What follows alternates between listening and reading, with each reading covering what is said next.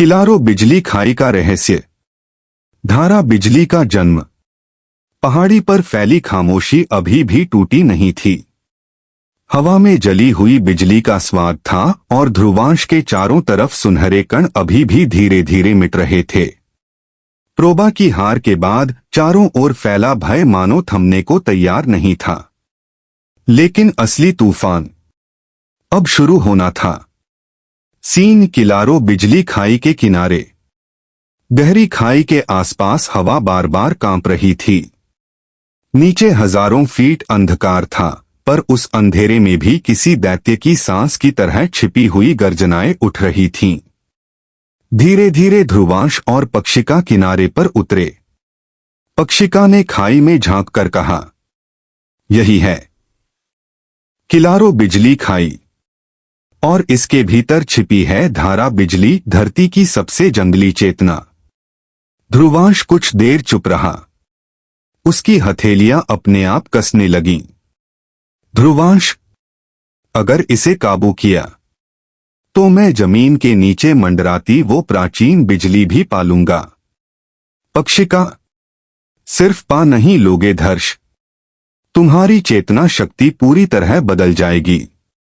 काली बिजलियों से कहीं ज्यादा खतरनाक होती है धारा बिजली, और यह किसी योद्धा को स्वीकार नहीं करती। फिर भी उसकी आंखें चमक उठीं। ध्रुवांश, तो फिर देखते हैं, मुझे स्वीकार करती है या मिटा देती है। इतना कहकर ध्रुवांश आगे बढ़ा। सीन खाई के अंदर पहला कदम।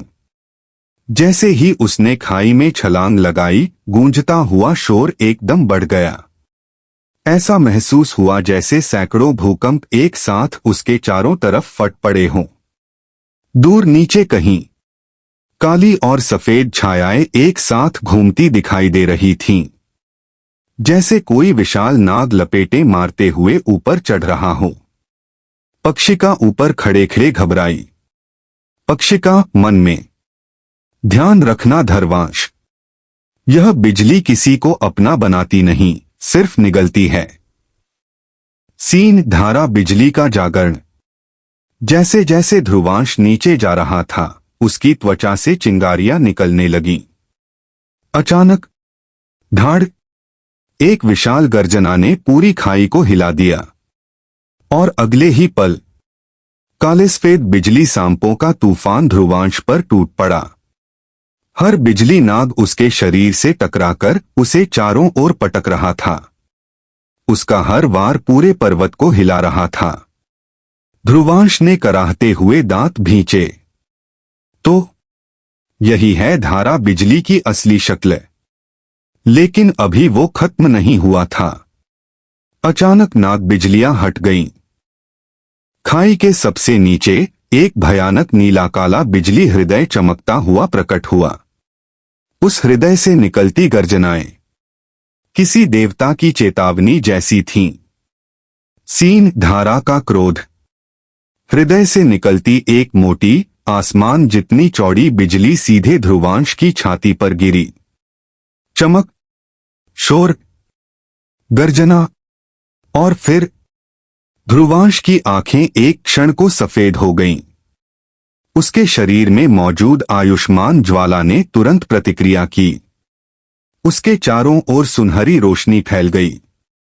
लेकिन धारा बिजली ने इसे देखकर और जोर से गड़गड़ाना शुरू कर दिया, मानो कह रही हो, तू मुझे काबू करना चाहता है तो पहले खुद को साबित कर। सीन ध्रुवांश का अंतिम दांव। ध्रुवांश ने खुद को संभाला और अपने चक्रों में ऊर्जा भेजी। सूर्य ऊर्जा। पहले टुकड़े ने मुझे प्रोबा से बचाया, अब दूसरा धारा बिजली को काबू करने के लिए। उसके शरीर में दूसरी सूर्य ऊर्जा चमकने लगी। ध्रुवांश, अगर तू धरती की जंगली शक्ति है तो मैं आकाश का योद्धा हूं। उसकी आंखों से सुनहरी रोशनी निकली और वह सीधे धारा बिजली हृदय की ओर झपटा। सीन टक्कर जो दोनों को मिटा सकती थी।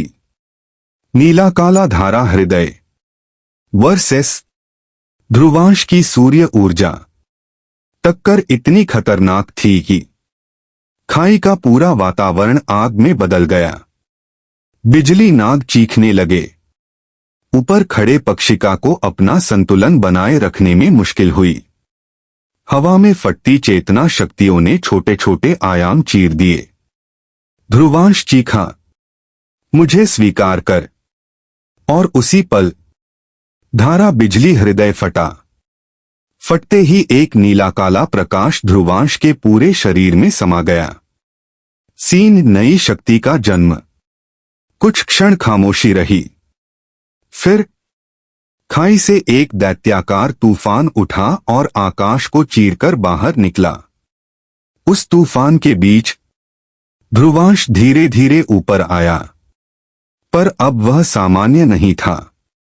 उसके शरीर में सुनहरी चमक, नीली काली धारा बिजली की धाराएं और कंधों के पीछे घूमते हुए छोटे छोटे बिजली वलय। बिजली उसके शरीर को नहीं जलाती थी, बल्कि उसे पूरी तरह स्वीकार कर चुकी थी। पक्षिका की आंखें फैल गईं। पक्षिका हैरान, यह तो संभव भी नहीं था। धारा बिजली ने इसे अपने धारक के रूप में स्वीकार कर लिया। ध्रुवांश ने अपनी मुट्ठी भींची। आसपास की हवा फटने लगी।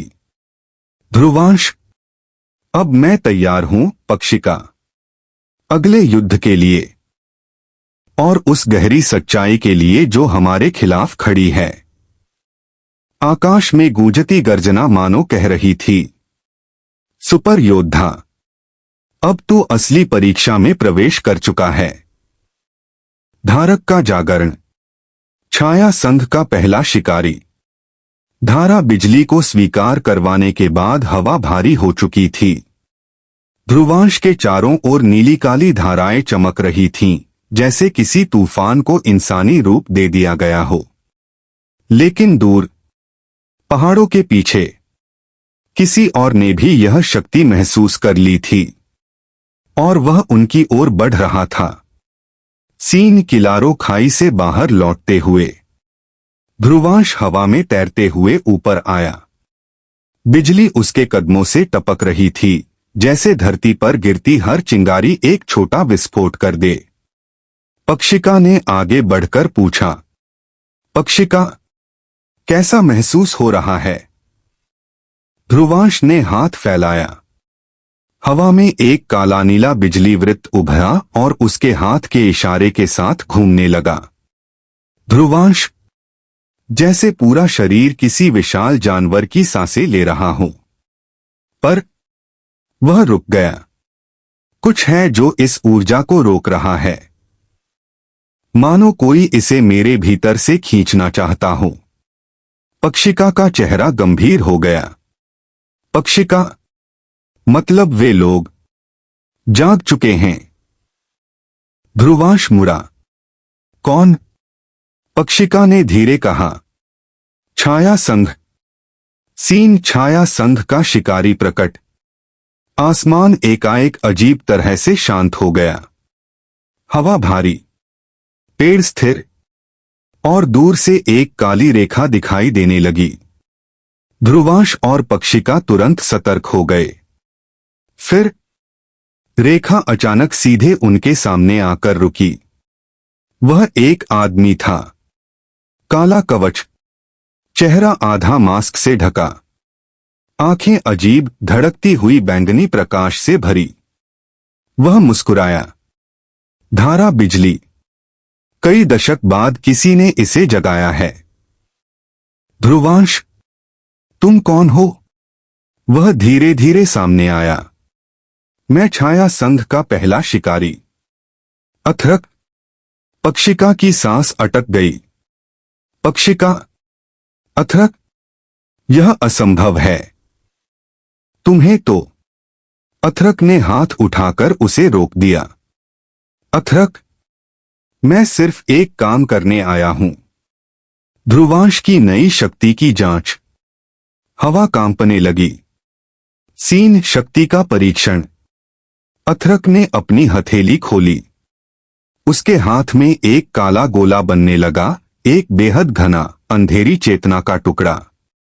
पक्षिका डर गई। पक्षिका, ध्रुवांश, यह छाया ऊर्जा है, सामान्य हमले इसे छू भी नहीं सकते। ध्रुवांश ने बिना पीछे देखे कहा। तो फिर देखते हैं धारा बिजली कितनी तेज भाग सकती है। अगले ही पल धाड़, अथरक का छाया गोला ऐसी गति से ध्रुवांश की ओर आया कि हवा जगह से निकल गई।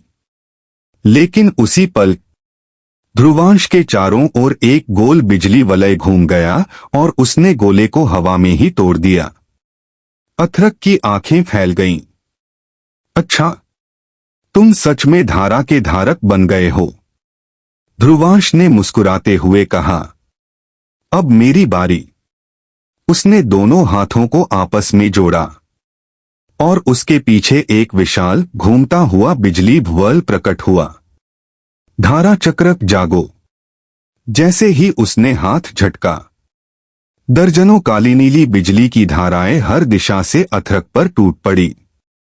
अथरक को बचाव में छलांग लगानी पड़ी। सीन शिकारी की असली शक्ति। अथरक हवा में घूमकर उतरा और उसके पैरों के नीचे छाया फैली। कुछ ही सेकंड में उस छाया से 3 काले भेड़िए बाहर निकले। उनकी आंखें बैंगनी और दांत बिजली जैसे धारदार। अथरक ने कहा, अब देखते हैं तुम धारा के लायक हो या सिर्फ उसका खिलौना। सारे भेड़िए ध्रुवांश की ओर झपट पड़े। ध्रुवांश की आंखों में बिजली चमकी। चलो, असली लड़ाई अब शुरू होती है।